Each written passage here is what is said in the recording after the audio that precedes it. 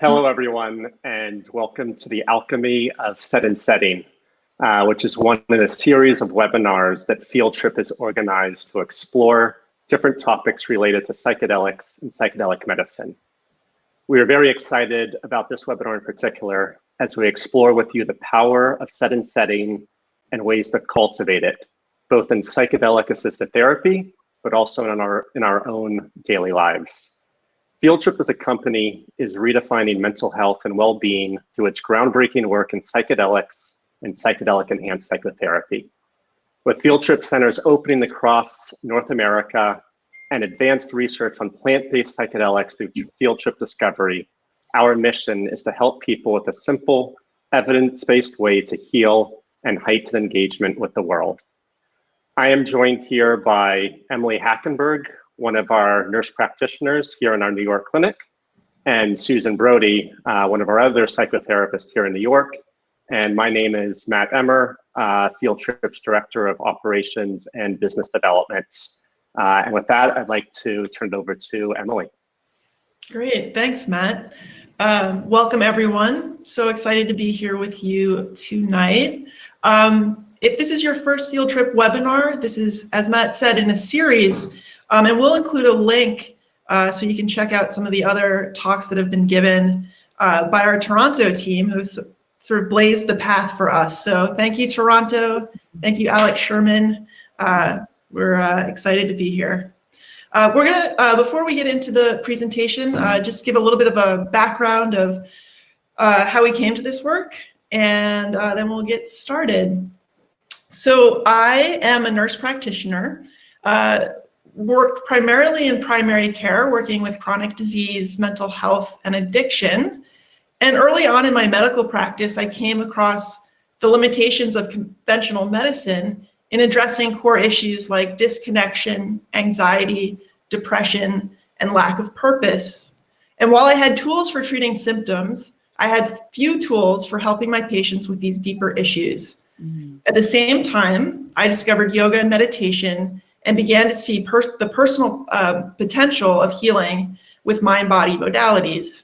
So with that, I just needed to bring that to my patients. I couldn't practice medicine, kind of know that this existed and not figure out a way to bring it to them.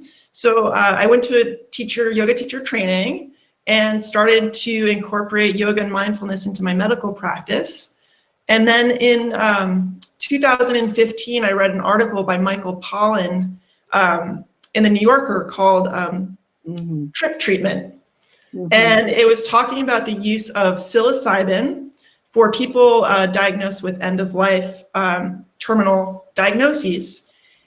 And it was the first time I heard doctors talking about healing as a journey and healing from the inside out, and this connection between the mind, body, spirit, and connection. And I realized I'd found my tribe. And there's really no clear path in psychedelic medicine to really work in it. So I just kept reading books and articles and meeting people. And 5 years down the road, the door opened, and here I am at Field Trip. Really excited to be here. Thank you. Thank you. Susan. Hi, everyone. Glad to see you all, or know that you're there anyway. This, for me, psychedelic medicine and science has been a natural progression. I've always, even as a child, was interested in finding out what existed beyond what I could see. And then, as I grew up and I entered into the world of, the 1960s, I was in New York and I had my first experiences with LSD. At that point, LSD was legal, and it was easy to obtain and to take. And I was friends with a lot of scientists and psychotherapists at the time. And when we took this medicine, we took these molecules, it became very apparent that there was something there that could be very healing and, can deepen personal growth. However, at the time, the most I knew about, LSD, I had a very good friend who lived with Timothy Leary, and in Millbrook, and he had told me about LSD, and he told me about set and setting, which we'll be talking about a little bit later on. But at that moment, there was nothing really mainstream that, you know, we were able to use, you know, to use the molecules in a way that would be helpful. You know, we just took it. And like, you know, for many, many years after that, I was very, you know, feel very involved in, you know, in the work, you know, and reading about it. But it wasn't until I reached a very significant birthday that I decided to sort of like Google psychedelics and psychotherapy. And I came up with MAPS, which like took me into a whole world of Horizon Conference and, you know, Burning Man, and eventually out to California, where I heard about, you know, a training in becoming a psychedelic psychotherapist. And that was really what I did. So after I had also had a background in Jungian theory, Jungian psychology, and I took the classes, you know, the year classes, and I was fascinated and I learned a lot, and I realized that so much elegant science had been done in the last years since the, you know, 1970, 71, when it was shut down. Everything was shut down and there were no more studies going on. So with that, I didn't know what I was going to do with that. I just knew that I was interested, you know, and I also, you know, I was frustrated in my own private practice at times, which I've been in for about, you know, over, you know, 30 years or so, wanting to, you know, deepen that and, you know, to take that a little bit further. So, you know, eventually, I don't know, you know, just the synchronicity of events brought me to Field Trip, where I met with the people here, and I realized that these were like-minded souls, and that I had an opportunity now to do what I had wanted to do for many, many years. Have these molecules, you know, become a way of, you know, people, you know, deepening and healing, you know, their psychic wounds. So that's how I got here. No, thank you. It's just such a pleasure to be here and to share this. I think set and setting is something that's really dear to all of us. For me personally, its origins are from roughly 7 years ago. I left the finance world and spent an extended time sort of abroad doing remote travel. And what I came to realize was that in those environments, and especially during prolonged periods of solitude, that there were new landscapes of mind that began to emerge.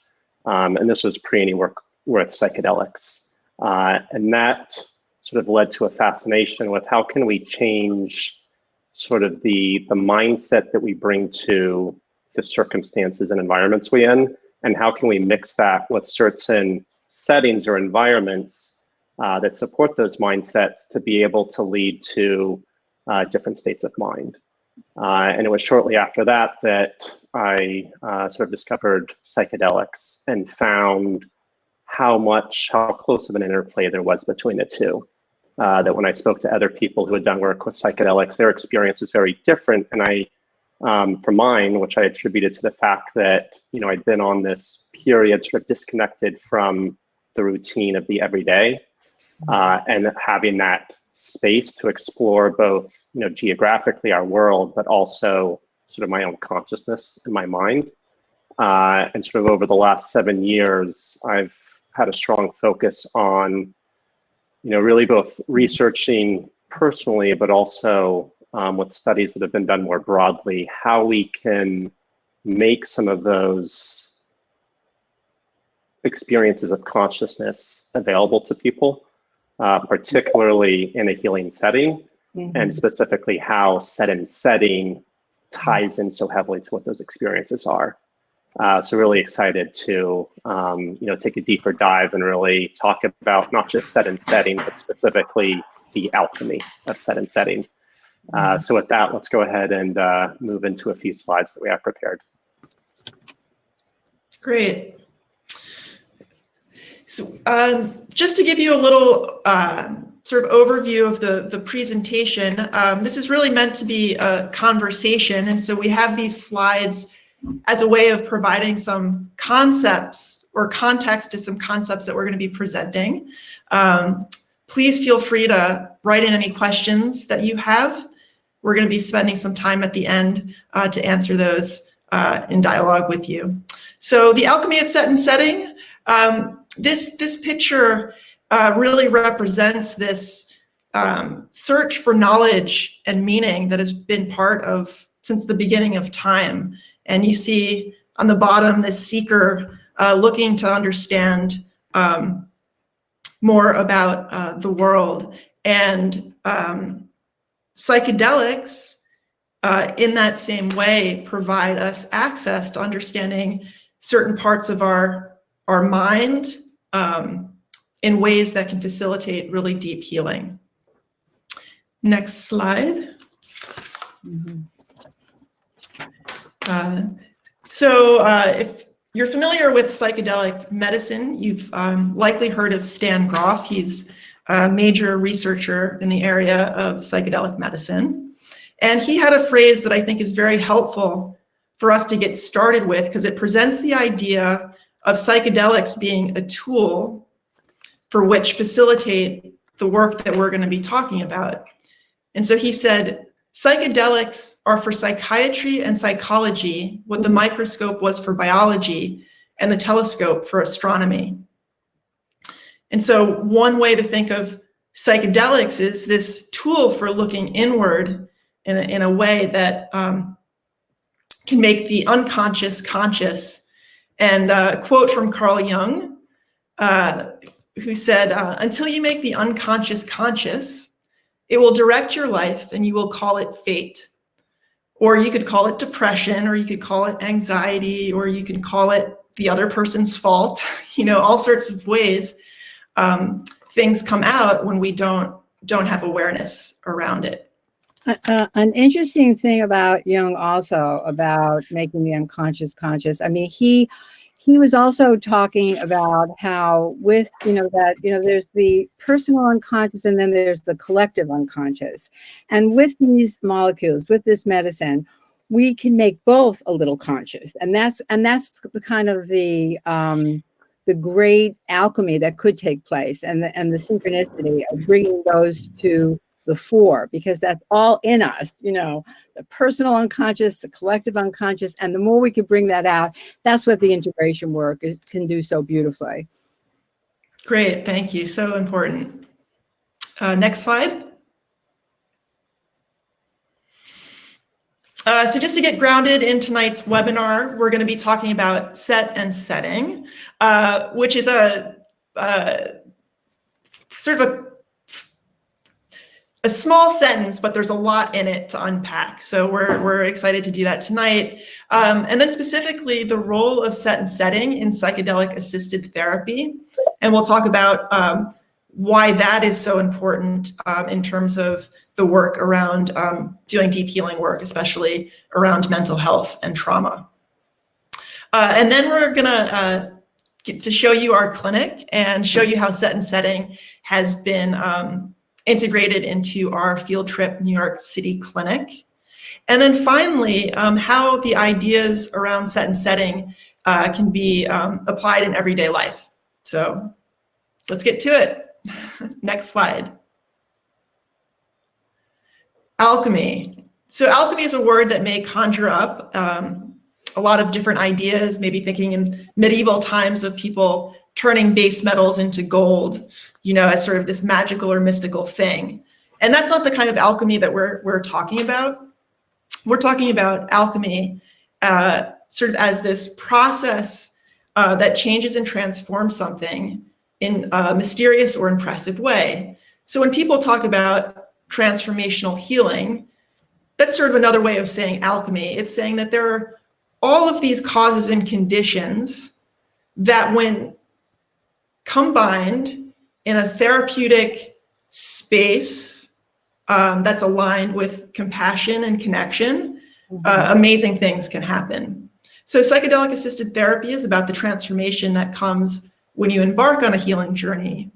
And so in some ways you can think about transforming shadow or the darkness or the unconscious into light is a nice way to think about it.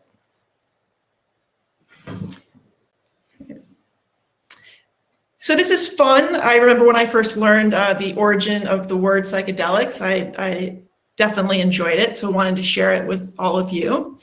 So psychedelics comes from two Greek words, And the first, psyche, there's really not a one-to-one translation. So sometimes you'll see it as mind, and other times you'll see it as soul. So I would just say whichever one sort of connects and resonates with you, you can kind of think of it in that way. And then delios, which means revealing or manifesting. So you can think mind revealing or soul manifesting. So that idea of bringing awareness inward, which is the tool of the psychedelics. And when used together, there's a catalyst for developing new insights and perspectives. And when you have, when your shift of perspective happens, your world starts to change. And that can lead to, transformation and healing. Great. So it is important to, we associate the phrase set and setting with Timothy Leary, who coined it in 1961. He was the sort of rogue academic from Harvard who was to some a hero, to others very controversial, but he did have a way of encapsulating this concept that we're going to be exploring tonight, which is how do the conditions both internally and externally affect the experience one is going to have with these medicines. So, while the term was coined in 1961, these concepts have been used for thousands of years by indigenous healers who are very skilled at carefully bringing together various elements to enhance the potential of the healing process. So using things like songs and prayers, intentions, offerings, drumming, dance into a beautiful sort of ceremonial space. So I think it's important to know that these things are not new. We are sometimes feel like they're new because they're new to us, but they have a long history that's nice to recognize and honor. Next slide. Okay, so unpacking these terms, when we say set, we're really talking about our mindset. And so that's anything that's related to the internal environment of a person. So that includes their emotional state. How do you feel in that moment? Relaxed, anxious, excited, expectations. Do you think that this medicine's going to work, or do you think it's, not? And then one's psychological state. So how open are we to the experiences? How much curiosity do we bring to it? Are we a little bit rigid? All those sort of more like personality traits also would be part of when we say mindset. So it refers both to the mindset and then importantly, the intention of the person as they embark upon the experience. So you could imagine if your intention taking psychedelics is you want to go to a club and dance and just connect with people. That's one intention, and that can be a beautiful experience. But that's a very different intention than actively seeking out, trying to understand why certain things in your life are just not working and wanting to see where those habituated patterns that are sort of you end up in the same place, kind of stuck. And if that's your intention to sort of understand that more, and you do it in a setting like here at Field Space or Field Trip in a therapeutic setting, that's gonna be a much different experience. Does anyone else want to add any? Oh, just back, Alec, if you could. Great. Susan or Matt, do you want to add anything to mindset? Yeah, one thing to add there is that so often set and setting are spoken to as, two separate topics. But I think part of the reason that we chose the title of the alchemy and set and setting is they convey the fact that, especially once you're in a non-ordinary state of consciousness or working through a psychedelic experience, the two really merge in a way, the same way that you throw a lot of ingredients into working with alchemy, and that those separate ingredients would combine and create synergies that are so much more than the sum of the parts. So I think that's one thing we really wanted to capture in this discussion that we're having right now is the fact that, there are these, the mindset, which is something you can work on and prepare within yourself. And there's the setting that you can choose, but the alchemy that takes place is really the way they communicate and interact, which is why, people have spent, hundreds, thousands of years playing with these components to try to find combinations that result in these transformational experiences when you combine it with the psychedelic, which is really more of a catalyst or a key that really unlocks both your mindset and the setting that you're in. So it's this active process that the psychedelic fosters. And I think it's so important to highlight that you really need to think about, both the individual ingredients, but also the interplay between them.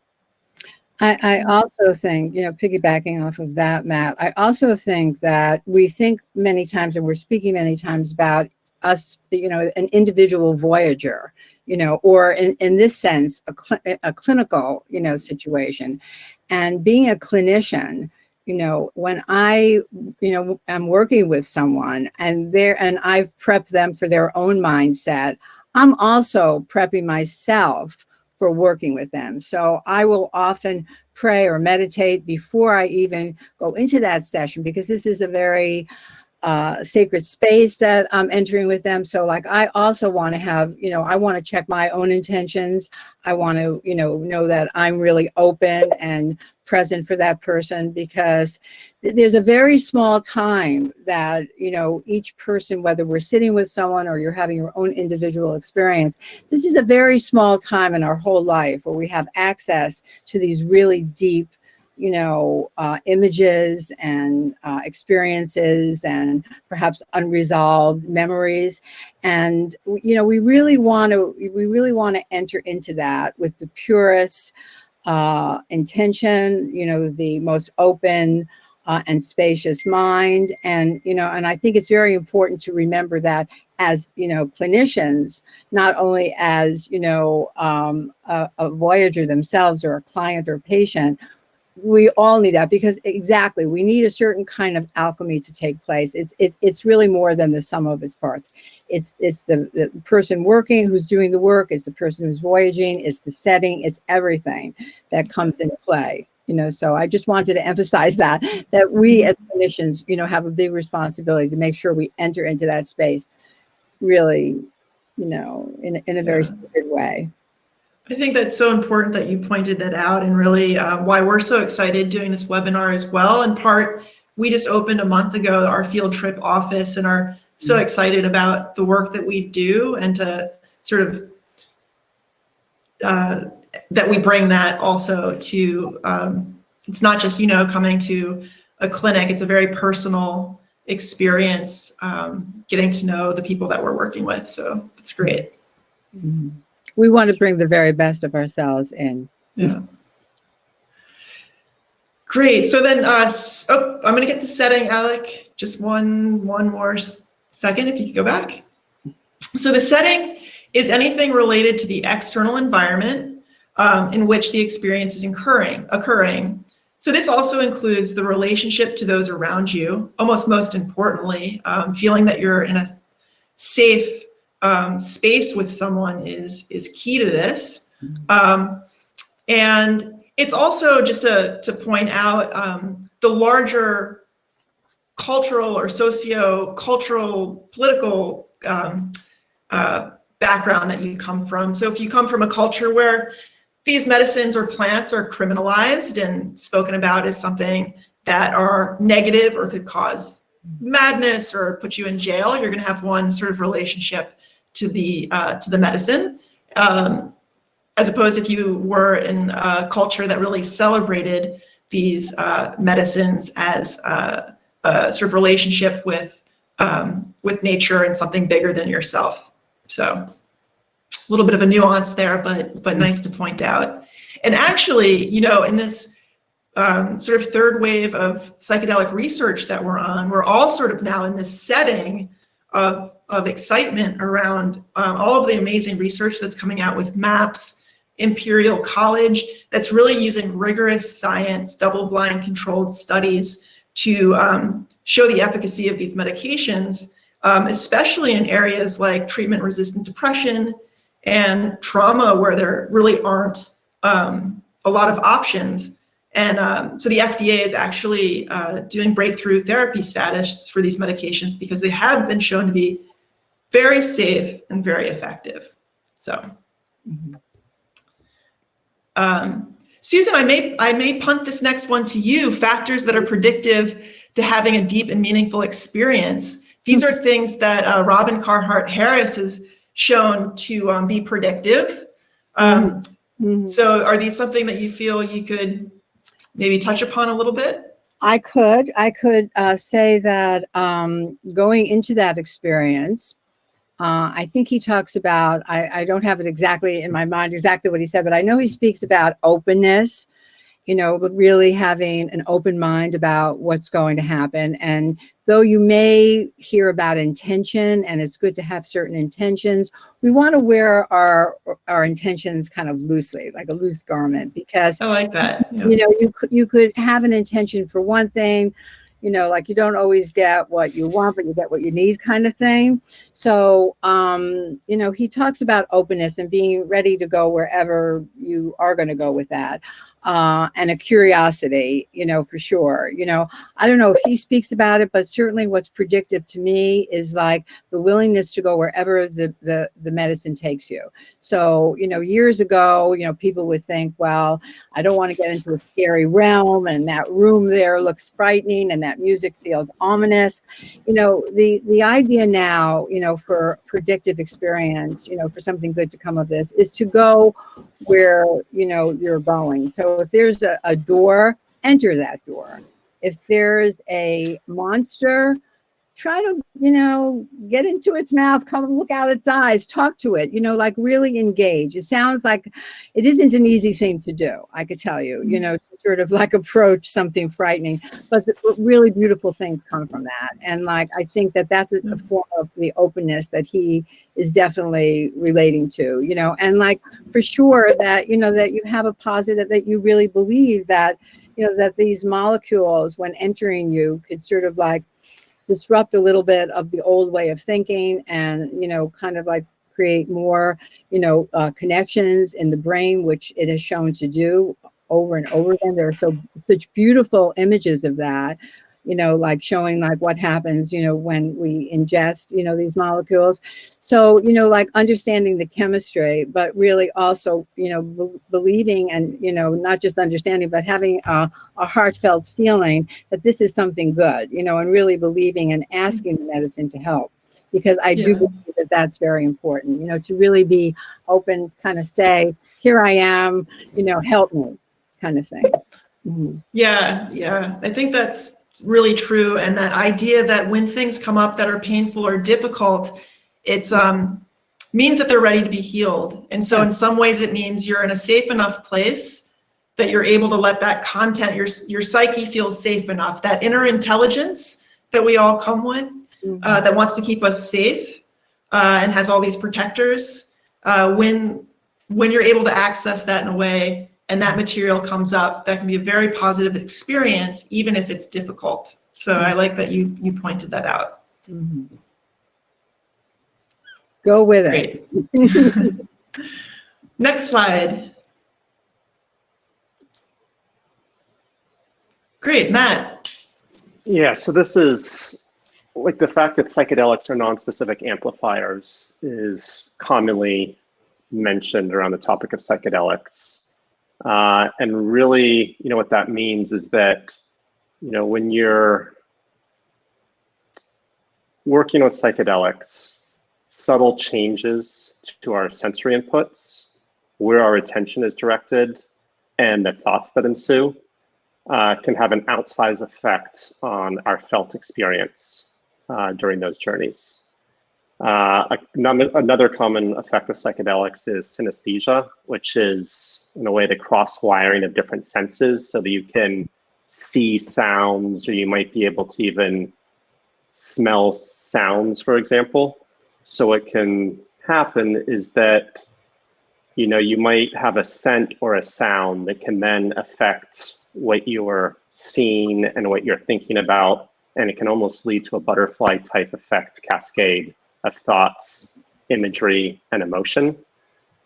So due to the fact that, we're working with psychedelics, we're under these heightened sensitivities.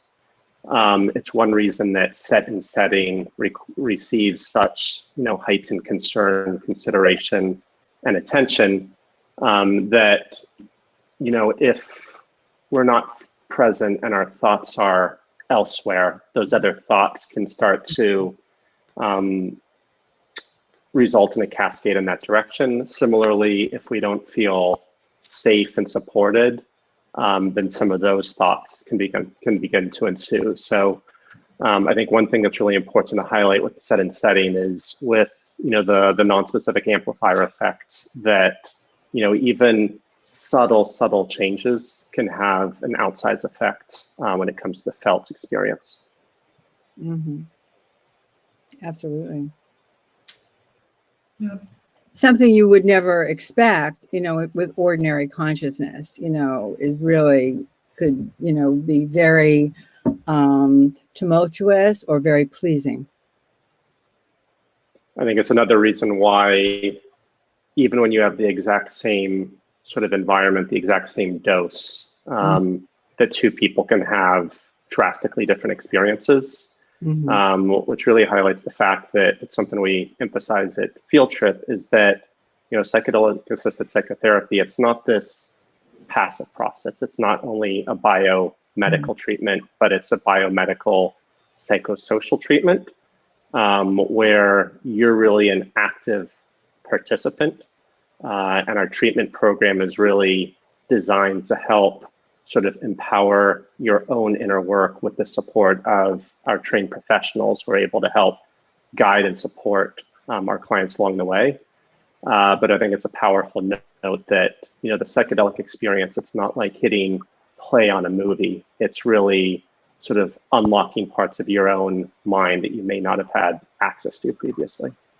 And that's important to know going into it, that you're going to be active, like you're going to be like, as we'll be discussing soon, I'm sure, that, you'll be involved in integrating what's happened during your experience with, your everyday life. Great. Next slide. I think what we've put here is just a few examples of, settings where someone might use psychedelics and how this non-specific amplifier of consciousness effects can really help the experience. So, a loud concert with friends, which, is often ill-advised. People use psychedelics there, but it's often ill-advised because you're in this chaotic, unpredictable environment. Certain emotions or even experiences of trauma can come up. And by working with psychedelics or taking psychedelics in that setting, you're exposed and you don't necessarily have the support in place to be able to help with processing those experiences. On the bottom left, you have more of, kind of a clinical setting where there's less environmental stimulus. So it really becomes, mindset becomes the main focus there. You're minimizing the effective setting. So you're really just highlighting your own mindset and sort of leaving the setting out of the equation, at least as much as possible. The two images on the right are sort of two different more scenic environments. Being out in nature might evoke thoughts of connection and the environments and that interconnectivity to the world that we all live in. Or if you're sort of watching, a sunset in a controlled environment, are all examples of how the psychedelic experience can be drastically different depending on the setting in which you're in. And I think next we're going to go into our field trip clinic. But before we do that, Emily, Susan, do you have anything that you wanted to add sort of on the different settings and environments? Well, I one of the things I think that's so important about psychedelic medicine is, so many people are unhappy and anxious and frustrated with their lives, and a lot of it has to do with not feeling connected with themselves, not feeling connected with the people around them, not feeling connected with their environment. And I think that, it's interesting. This is the first time I'm seeing these 4 images. In a sense, one of the things that I think that, is highlighted is that actually, one of the things I first experienced, the first time I ever took LSD, for instance, was like how everything is really connected.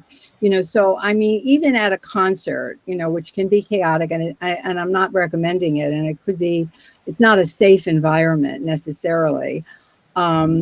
You could still make beautiful connections with the music, with your friends. It's possible. It's more risky than being in a clinical environment, and certainly with nature. So I guess I'm just saying that, if I had to say, well, what do all 4 things have in common?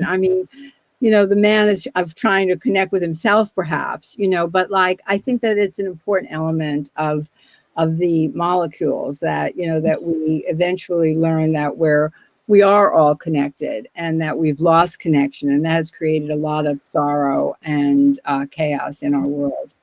Yeah, especially in the world we're living in now. There's Right. a lot of isolation, and Right. if one does feel isolated, reaching out is so important. I feel like sometimes isolation can distort thought patterns too, and as humans, we regulate in connection with others. So one of the most important things you can do if you feel that is to reach out and connect with someone. Absolutely. Well said, Emily. Great. And now, before we go into our New York clinic, I think just one mention is, taking these principles were really at the heart of the vision in designing the space. How do we create an environment that's, first and foremost safe, that people feel comfortable and at ease? But similarly, like seeing some of these, natural environments, I think there's a benefit there versus just being in a sterile clinic. So we did our best to invite in, natural elements, other components that would inspire and evoke wonder. So I think we're really excited to, show some video footage of the space that we've created here in New York, and really, our best effort at how do we invite in some of those inspiring elements while still having this very safe, controlled setting. So Alec, if you want to go ahead and start that video.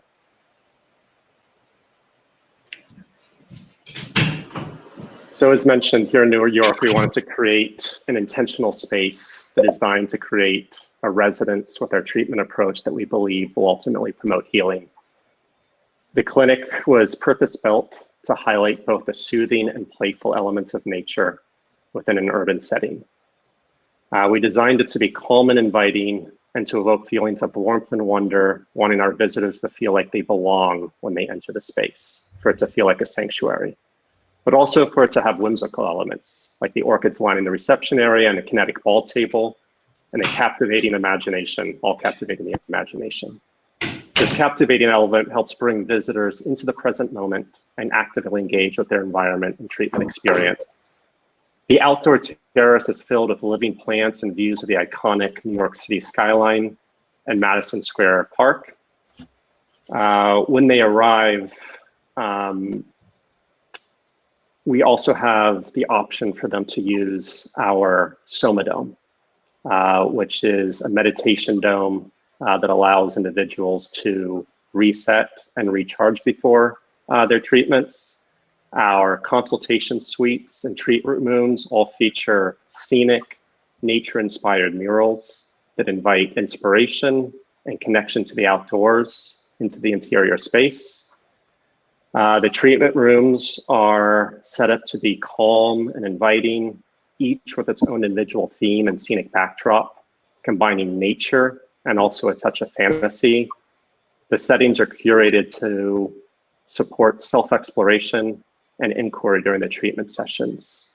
They're all equipped with zero gravity therapy chairs for optimal comfort during the treatment sessions, as well as music, through a headset, which is all seamlessly paired to ambient sounds. And lastly, here is our Zen-inspired lounge for personal integration and introspection, as well as journaling or art therapy after a treatment session. So that right there is just sort of a quick teaser of what we've tried to create here in New York, which is really balancing, the sense of support, but really having an environment that supports and draws out some of the, inner work that our clients, are really coming in to work through when they visit Field Trip. Next, we'd actually like to share. And I'll go through this slide quickly. I think maybe it was the order, but just to summarize, one can think of set and setting as the cultivation of one's internal and external environments. And when catalyzed by the psychedelic, the conditions to unlock increased awareness, new insights, perspectives, and healing. So this is all, this is going back to the idea of a psychedelic as a tool. And the set and setting are the conditions in which you're able to go and do the deep work. But ultimately, as Sasha Shulgin said, it cannot be said too often that what is being experienced in the use of a psychedelic drug or visionary plant does not come from the ingested chemical components, but from the mind and psyche of the person using the compound.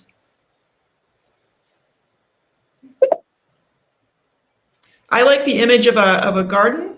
And if you think of a garden and how you tend to it, will sort of show what will grow.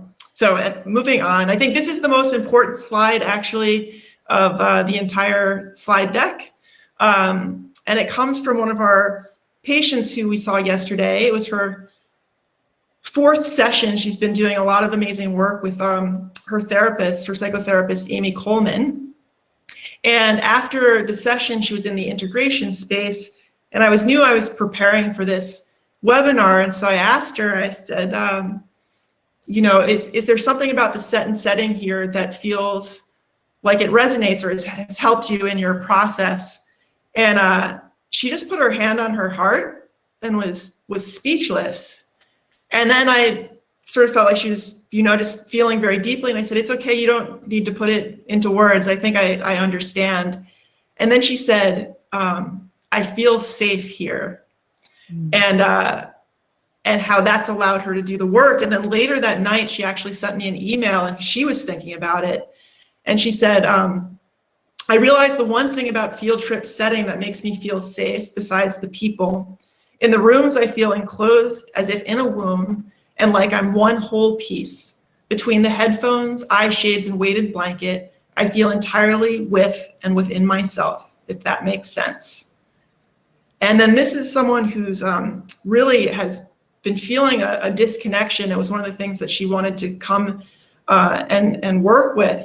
And during her last session, she said, before this work, I was trying to keep walls up and people out. Now I feel safe to let the walls down and people in. So that's the ultimate alchemy, to be able to do this work, to feel the courage to do the work. It takes courage to do healing work. And to find a place where you're supported and feel safe. And it's been just a real joy to watch. So that's the best part of our job.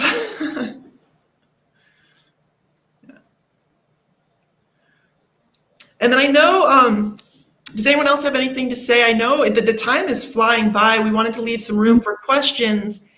Well, before we talk about questions, before we go for questions, I really wanted to say something about what I think is the most important part of this work, the most important part, and that's the integration.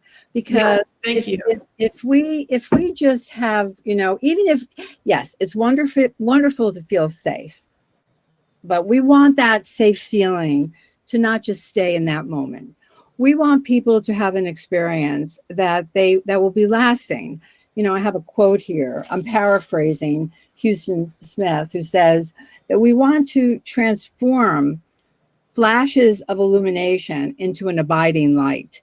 And, he kind of says, I love saying this, that we just don't want altered states. We want altered traits. And Nice. that doesn't happen unless, the therapist and the client are working very hand in hand and really looking at all the images and memories and nuances that come up during the exploratory experience. Because that's where really, as I mentioned, the unconscious, the personal unconscious, the collective unconscious, all those images and all those things that are preventing many of the people that we work with from having a full and rich life, from really feeling connected with themselves and others. And that's what without integration, by the way, in my opinion, nothing matters. I mean, that goes back, to the 1960s. I mean, we needed a pathway into the hearts of the people that we wanted to work with, and integration is the way. So I believe that that we have a beautiful environment for that to happen. We have excellent and people who are trained and very passionate about this work. And then, as I think you were saying, Matt, and we were all saying, then we need to work with our clients, because they need to make a commitment to really work through what has just gone on. It isn't just a magic pill. It's something that we're going to be working with and integrating with, so that we just don't have a metanoia, which is a very large spiritual experience. We want to bring that mountaintop experience, that metanoia, into everyday life, so that person can be experiencing the safety and trust that the person that you described. And I think that when I also, regarding integration isn't just even what happens during the sessions that we work with, the people that we work with. We want to encourage people to understand that integration is a lifelong thing. So the experiences that our beloved clients have with us at Field Trip, we want them to take that with them forever, to integrate and hold sacred what they've learned here. So to me, it's for naught unless we could truly integrate and make sure that it is a long-lasting, abiding light, not just like a flash of illumination. That's what I think. Beautiful. Beautiful. And that's where this method of care is so different than the existing paradigms, which are treating symptoms, which you take a pill every day, right? And that may help mitigate the symptom, but you're not getting to the root cause. And what you're talking about, the prep is preparing yourself to go into this experience, to go deep to where the roots are, learn, integrate, and then that's where, that's the work. And bring it into your life. Your life. Just don't stay on the mountaintop with it. Bring it into your everyday life, and that's what this medicine is great for. And with Indigenous people, it was certainly like that, because that's what they're using it for. I've always used it for ways of being in their life more deeply, more comfortably, healthfully. Well, that's a segue, because we actually are 10 minutes before 7. And so maybe we should go to some questions. What do you guys think? Sure. Before we do that, Emily, I think it might be helpful. I know that we were going to speak about integrating into our daily lives. So I think it might be nice for each of us to even just speak very briefly about how we embody set and setting, not just in the psychedelic therapy that we're all involved with, but also, in our daily lives and how that can be cultivated. Great. Susan, you're up. Those look like 3 images that I gave you earlier today. So the one on the far left is Kuan Yin, and she is a Buddhist. She was a god or goddess. I mean, her gender is a little, depends upon the history book you read. But, she is a goddess, let's say, of compassion. And I could look out right from my window now and see her there. And I I look at her and I think about opening my heart and, compassion. That's one thing that I think, helps me during the day. The next is I live right by the sea. And I took this the other day when the moon was kind of really orange particularly because of what was going on in California. But I like to be out in nature, and that helps me. And I love the reflection on the water there.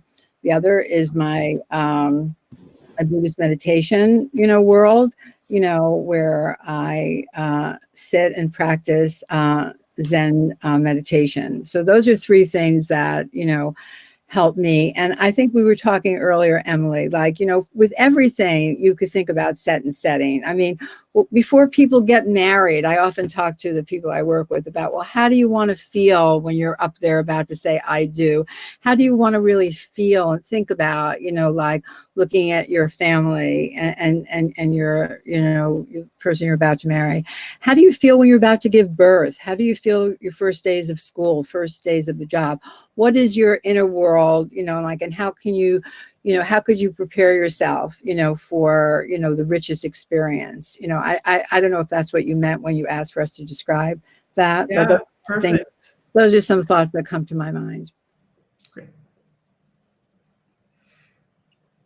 Next slide. Now I'm up. I chose the images because what I'd really like to highlight around my own work with set and setting is the ability to appreciate the subtle details as well as the vastness of it all. The ability to play with apertures and perspective. So what's shown here are both a photo from a camping trip out on a remote beach, actually on Catalina Island off the coast of Los Angeles, out under the night sky. And when you're in that environment, you can't help but be touched in a profound way about the vastness and even the mystery that exists in this world in which we all live. And then I also want to share a couple photos of what are called Ikebana Arrangements, which is one of my hobby. And that's really it's a Japanese art of flower arrangements. And it's sometimes described as visually what music is visually to the eyes, what music is to the ears. An attempt to bring in just a small taste of the beauty that exists within a natural world, to bring that indoors. And through both of these experiences, they can help me feel highly present.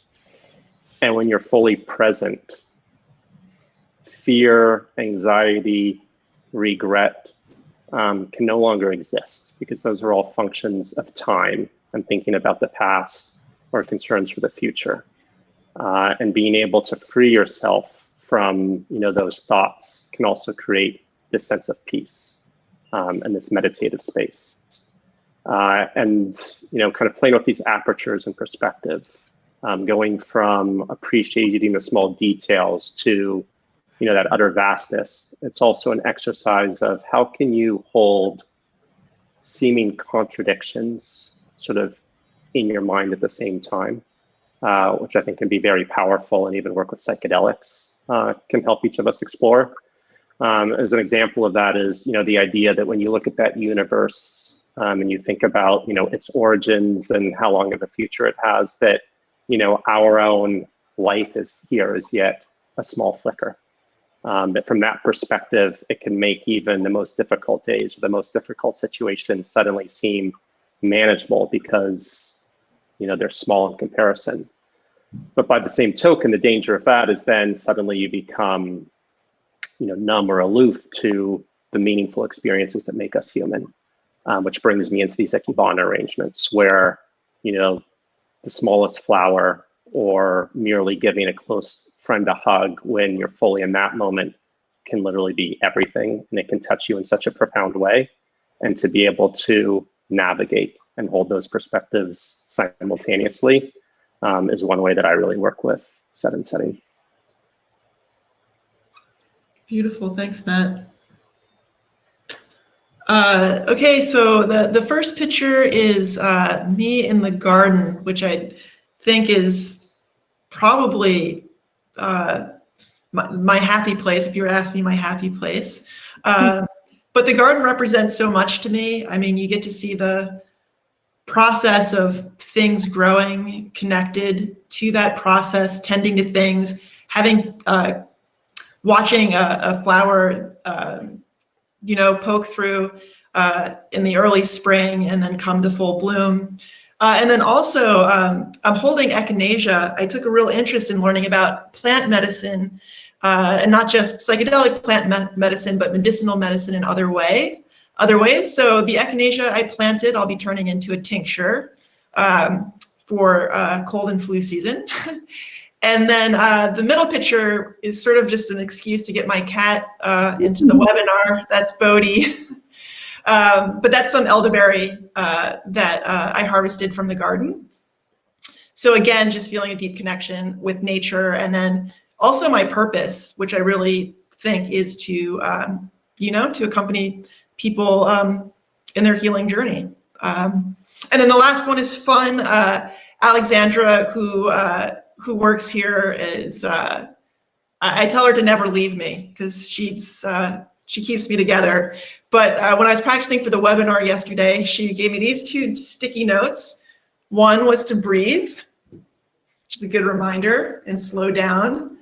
And then the other, for those of you who have not met Alec Sherman, he is just a bright light and just always smiling. So the other note she told me was to channel Alec.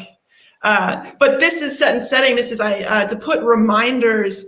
It's a way of reminding of me of what my intention is, so I stay on track. We live in such a fractured, divisive, multitasking, busy, beautiful, all of the above world. And so I really find, for me, having ways of realigning with my intention, grounding and connecting is really helpful. So, yeah. So if you want to learn more about some of the topics we talked about, here are a couple that are great. Consciousness Medicine is a wonderful book if the themes of healing work in a psychedelic-assisted setting is interesting to you, and the preparation, setting, the journey work, and then most importantly, as Susan pointed out, the integration piece as well. That's a wonderful book. How to Change Your Mind by Michael Pollan is a great introduction to the history of psychedelics. His own personal experience. He's a journalist who writes really wonderfully about his own experiences.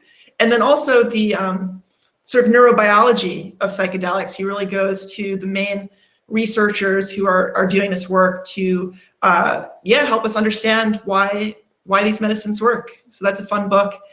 And then this new book just came out, American Trip. It's really talking about the history of set and setting by Ido. I don't want to butcher his name, so I'm not going to say his last name. Anyway, he gave a webinar last week, and it was really engaging. And so I just wanted to put that book out there as a shout out to him as well. And then finally, this is our amazing team. We wanted to make sure that we introduced you to everyone who couldn't be here on the webinar.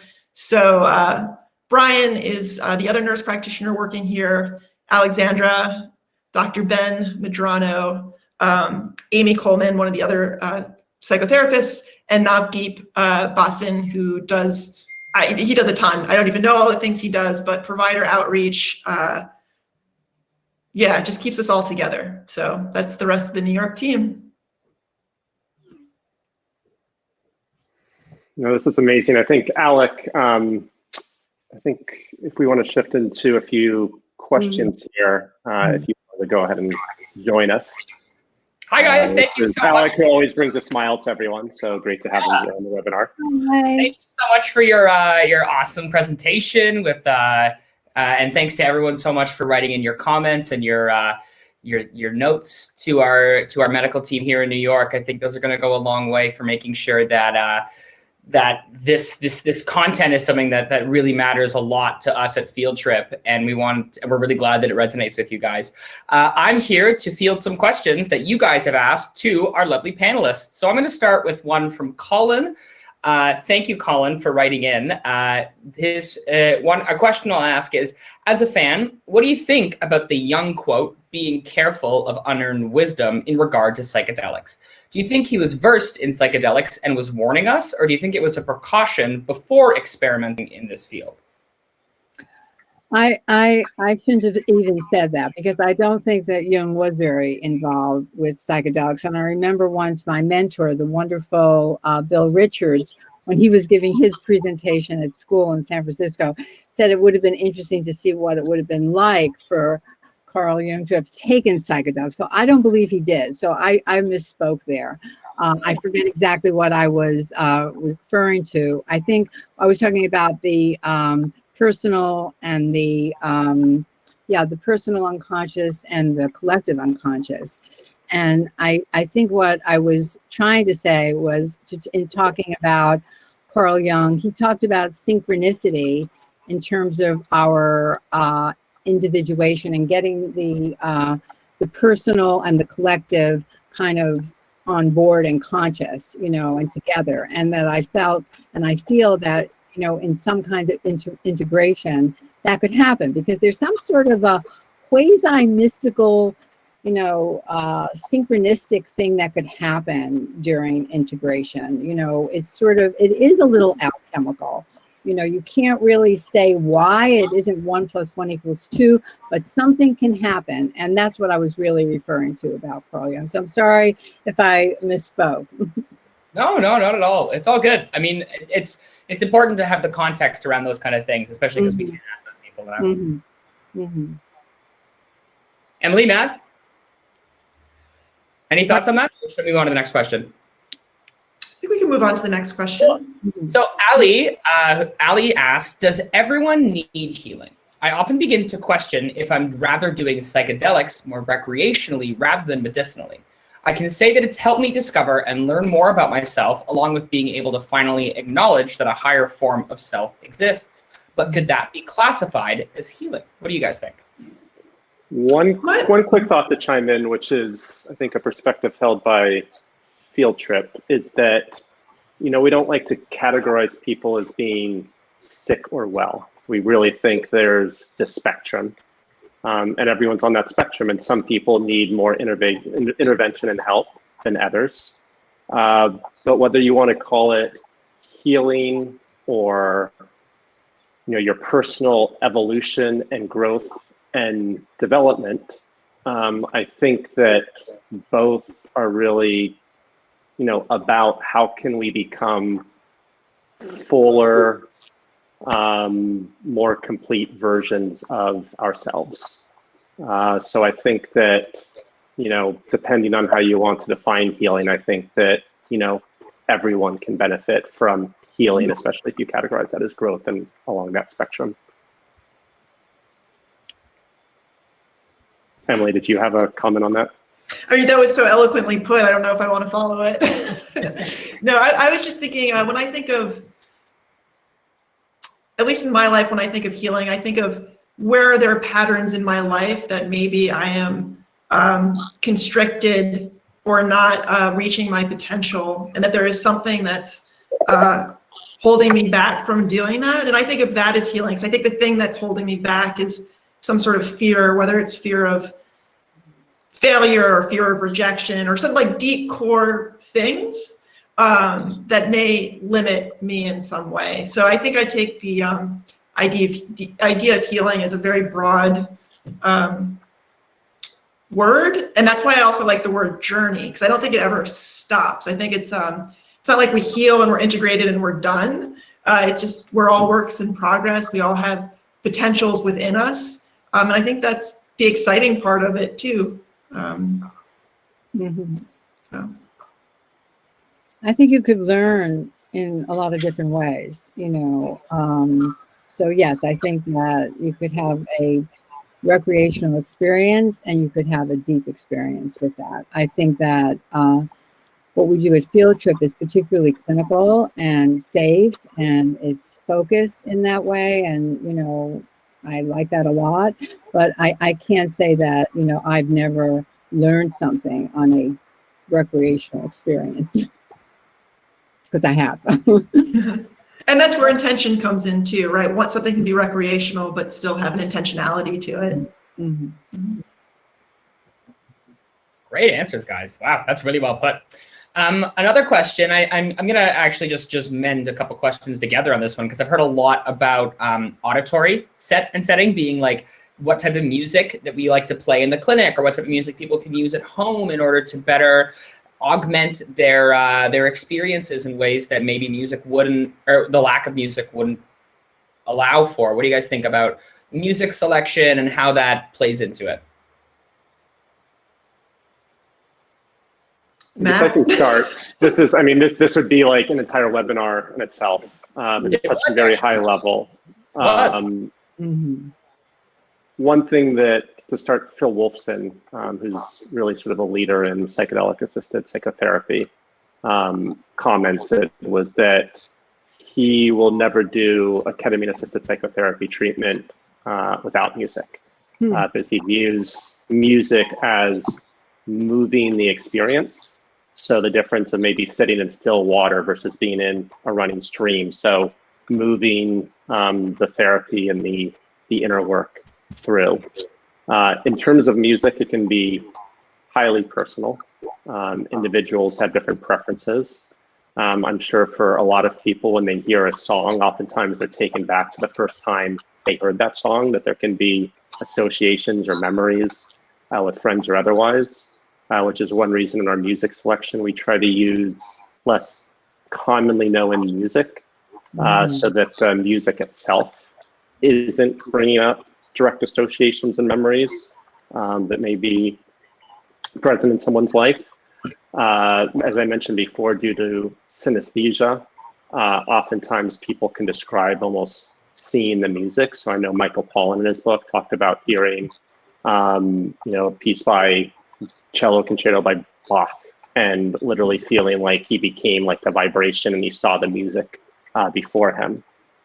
So the sort of the cadence and the tone of the music can so heavily influence a journey, and it's something we're working on here in this clinic, is having different playlists available for different, you know, issues that someone's working through. You know, some people prefer, you know, calm, relaxing, mild music, but others actually like music that has this, you know, dissonance and this like noise to it, because that can feel like, you know, you're almost like reaching to the depths or going like deep below like the surface of your mind in order to, you know, pull up some of those, you know, thoughts and feelings and emotions. So it's really varied, but I think, you know, here in our clinic, it's something that, you know, our team is, you know, passionate about and very attentive with, and is even something we continue to work through both here in the clinic and Field Trip more broadly, even leveraging the work of, you know, other experts who have really done some deep work with music and psychedelics.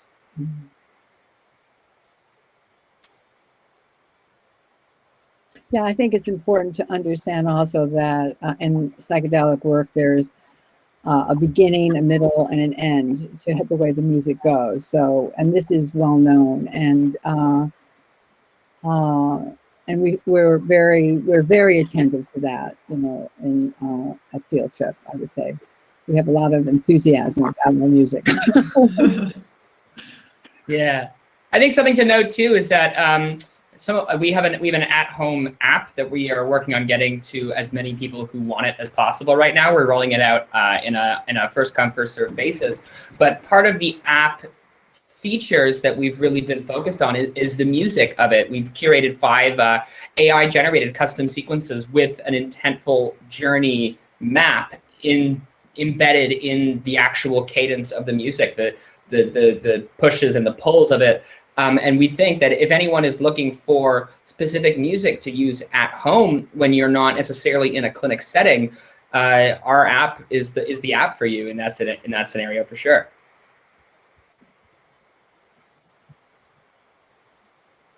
Yeah, so I think we can end on this last question. If you guys have any more questions in the audience, please feel free to ask, and one of us will email back to you. But let's end with this question from Alexandra. What are some of the most important mindsets that one can cultivate to have a deeper, more meaningful experience, and what important mindsets during could be helpful for the integration after a psychedelic experience? That's a two-part question, so however you guys like. I think that's a great question.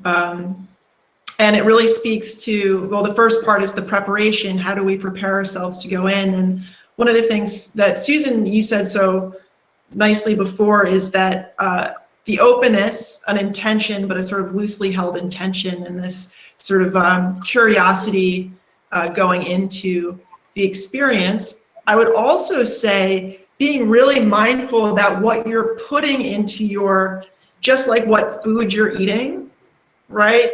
What social media, what news, all of that is really, really important, and something glad to bring up, because I know I've done some work where I thought I could just kind of take one day off and just kind of fit it into my schedule, and realize that one should let, it's sort of like a pond that's tossed up after a storm. It's all cloudy and you can't see through it. And then with time, the sun comes out and the clouds move away, and all of a sudden that same pond that was all muddied is now crystal clear.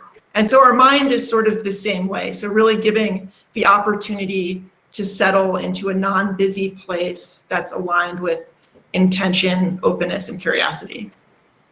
I sometimes think about it as, actually preparing for a regular trip, that I want to make sure that I feel comfortable, that my stomach feels calm, that my body feels refreshed, that when I return from that trip, my house is orderly. So I think it's a good idea for people to, before they have this experience, to make sure that when they go home, they're clean sheets and there are no dishes in the sink and stuff like that.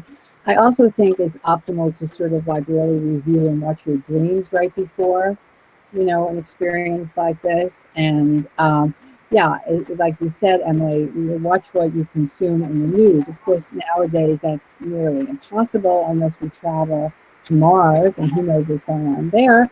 But to watch it, to be careful of what you're consuming intellectually, and certainly what you're eating, and to get lots of sleep and good rest, and really and to certainly check in with, in a clinical setting like this field trip, to check in with, of course, your therapist, so they will give you a lot of advice, a lot of logistics of how to prepare for that particular journey.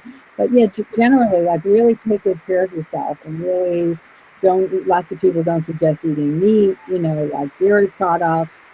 A lot of the indigenous cultures, like, really, fast for quite a while before a journey. So these are ways to optimize, your experience. And like I said, it's a very small time that we're under the influence of this. So we really want to make sure that we're doing the very, very best to get a really full experience. That's amazing. Just a couple other things to add. And this is even kind of largely speaking personally, is that I think, the specific mindset that I think of that I like to bring to a journey is a degree of openness. So being willing to accept and consider things that maybe I otherwise would be closed off to.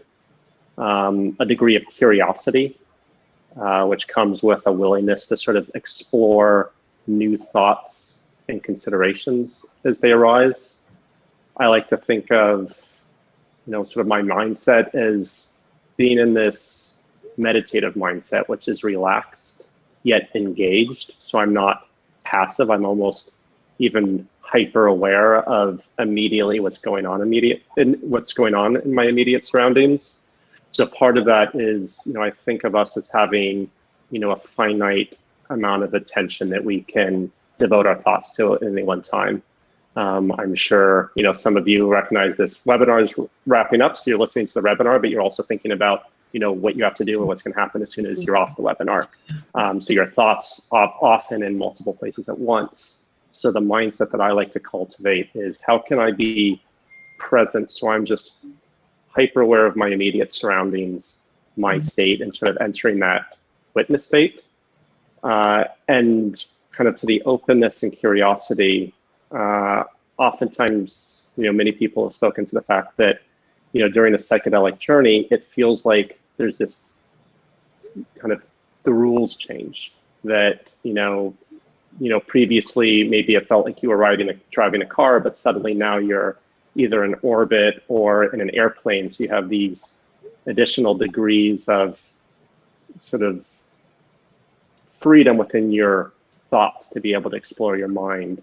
It's really difficult to describe, but with that comes the ability to sometimes go and try to pull on the doors that we assume to be locked. And so often I think we erect this map of the world and our place in it.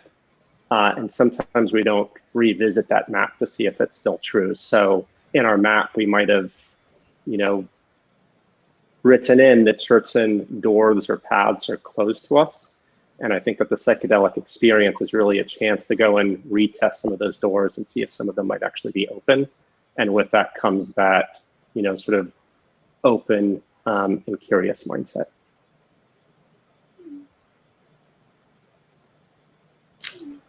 Well, I think that's a beautiful place to end. Couldn't agree more.